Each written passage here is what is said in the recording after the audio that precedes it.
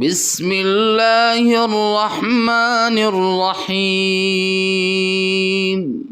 يسبح لله ما في السماوات وما في الأرض الملك القدوس العزيز الحكيم هو الذي بعث في الأميين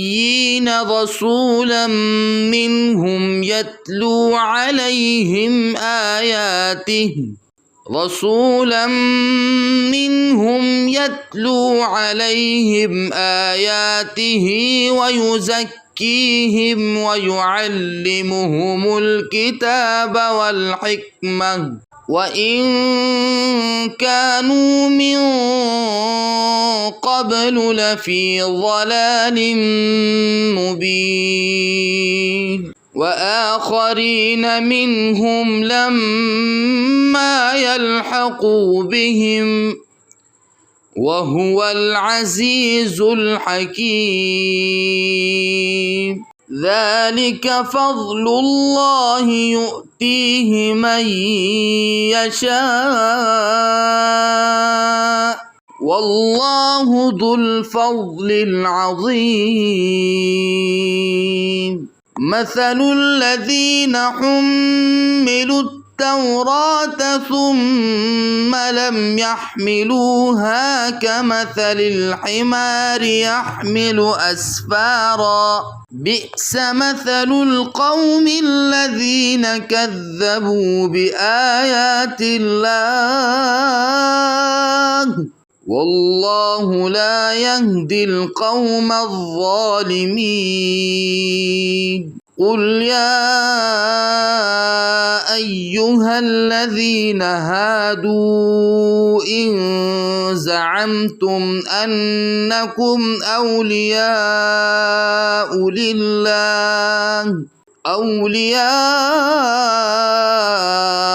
لله من دون الناس فتمنوا الموت إن كنتم صادقين ولا يتمنونه أبدا بما قدمت أيديهم والله عليم بالظالمين قل إن الموت الذي تفرون منه فإنه ملاقيكم ثم تردون إلى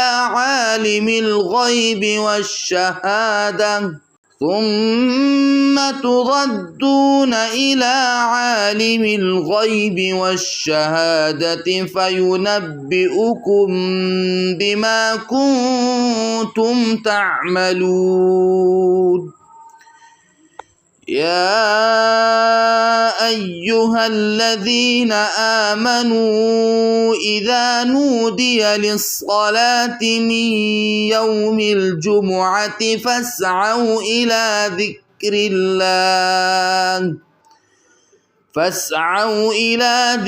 الله وذروا البيع ذلكم خير لكم إن كنتم تعلمون فإذا قضيت الصلاة فانتشروا في الأرض وابتغوا من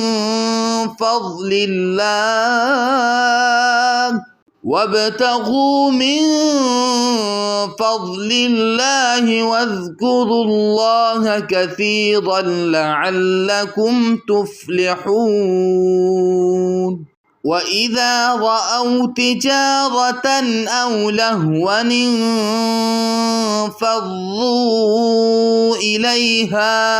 أو لهوا انفضوا إليها وتركوك قائما قل ما عند الله خير من اللهو ومن التجارة والله خير الرازقين.